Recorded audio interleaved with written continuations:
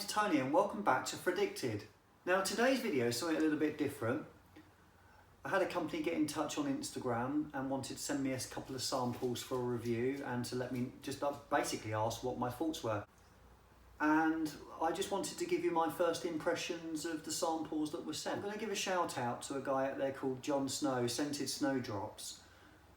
That's his Instagram. I'll put that on the video here. He mentioned recently about cologne companies and I wanted to touch on that too.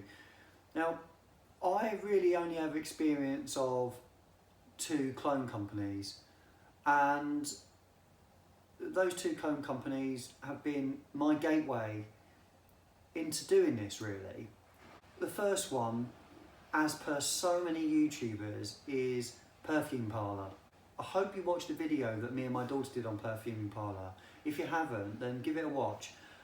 I've only got a small selection and I'm planning on hopefully visiting the shop very soon and going and putting my nose on a lot more from them. My second company that have been brilliant to me is Pocket Scents. Matt has been so supportive in all the work I do, and there is room for you all. You're all doing great work. So here goes. So we've got 2 samples. Very different colour juice on those. The first sample I'm going to review is Congo. Now this is a clone of Nasomatto's Black Afghan.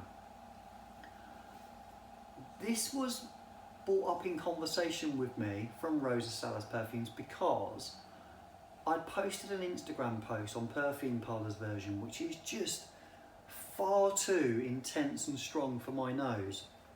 And I commented that I didn't know where I could wear it because it is really strong.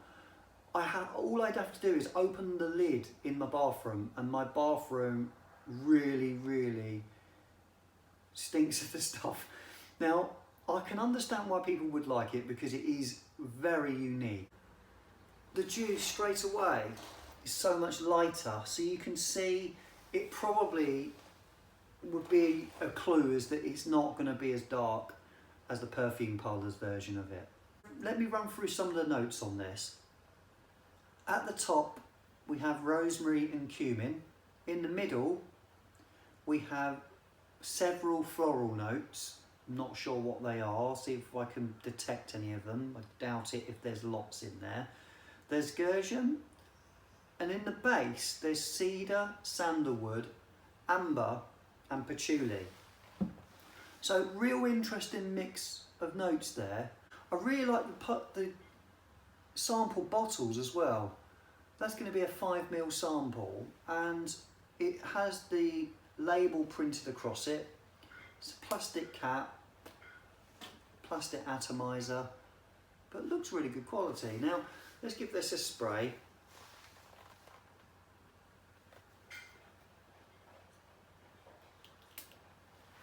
I think 1 spray will be enough. Now that fills this area very quickly, and without even sniffing my hand or putting my nose up to it, I'm getting that Nasomatto Black Afghan vibe. It does smell on the opening quite similar to Perfume Parlour's version. I can recognise the DNA with the 2 if you put them side by side. It is strong, like I said, it fills this little area, but it's not unpleasant, it's just different. Drying down a little bit, that is softening up a bit. Now, but that is incredible quality, it really is. That has taken 1 spray there. I could spray that, 2 sprays, and I would imagine that's going to last some time. And I can see now why Rosa Salas wanted my opinion on this, because it's just much easier to wear than the Perfume Parlour's one. I'm sorry, Perfume Parlour, but I'm not saying yours is bad, it's just too strong for me. And the black juice on it, hold on one moment, I think I've got Yeah, here we go, from the video earlier. So here we go, look, so that's the Juice in Perfume Parlour's version. It's called Strong Passion. That's their version. This is Rosa Salas' version. So there's obviously something very different about that mix. So how the DNA can be quite similar, I'm not sure. But that is excellent. And now it's drying down, I'd actually wear that, it's good. The dry down would be easier to wear at work. The initial spray, don't do it in close quarters to people because it's incredibly strong. But that is very good. Thumbs up for that. The next one really interests me because Rosa Salas' description of this when they emailed me was basically that this would be, imagine this being worn by a CEO of a large company. So someone that's maybe dresses well, has got power, has got money there. And that intrigued me. I'm none of those, but look at the colour of that Juice. A lovely, deep golden colour, almost like an amber colour, and yet no amber in there. So let's run through some of the notes on this. So the ingredients are, at the top we have orange blossom, we have ylang-ylang, we have lime. So really interesting top notes. In the middle we have jasmine, we have rose, and we have iris. So again, really interesting. So that would suggest this is quite versatile, and it would suggest with the floral notes in there that this could be worn by either sex. And the base, it has sweet tobacco, birch, cade, juniper and violet. And then it also has leather running throughout, and it's quite a sweet leather, it's not a harsh leather. But let me give this a go. I sprayed this again in the week when I got the package. I couldn't wait to give it a try, and I was really impressed. Let's give this a spray onto this hand. This is Rosa Salas' interpretation of Christian Dior's Cuir Cannage. Now, I apologise if I've got that wrong. I've not heard of the original. I'm sure some of you frag heads would have done. This just reminds me of something that someone that's very confident would wear, that's very assured of themselves. Maybe I think Rosa Salas right, maybe does have money and quite powerful, a boss of a company. To me, it's not a young man's fragrance. You wouldn't be able to wear this to school. You wouldn't be able to wear this to school or college. They're not designer style scents. Now, I've not been fortunate enough to try any niche product yet, but these do come across as very niche quality, and I don't say that lightly. They do. You can tell there's been real love gone into that. Now, I do pick up the orange blossom at the top. Is lovely. The rose and the iris is definitely there.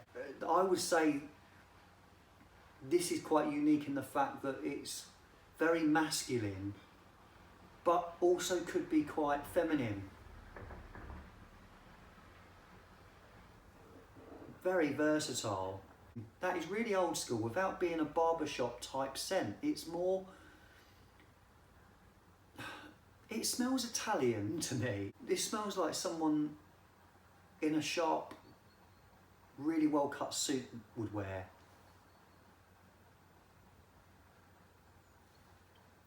You do get the leather is there, it's quite sweet, and there's definitely a touch of the sweet tobacco.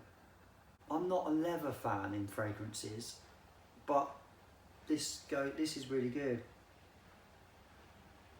Violet leaf as well, pick that up. I'm not just reading these off, I can smell the violet, can smell the rose, smell the iris, smell the jasmine, the orange blossoms at the top, the leather and the sweet tobacco running throughout. Gives this a real classic I would say 1950s, 1960s vibe going on. Now that is incredible quality, and I am really fortunate to have received those in the post. So thank you very much, Rosa Salas. Keep doing what you're doing. I will be back very soon, as I'm so impressed, and I really want to get my nose on some more of what you do. Now,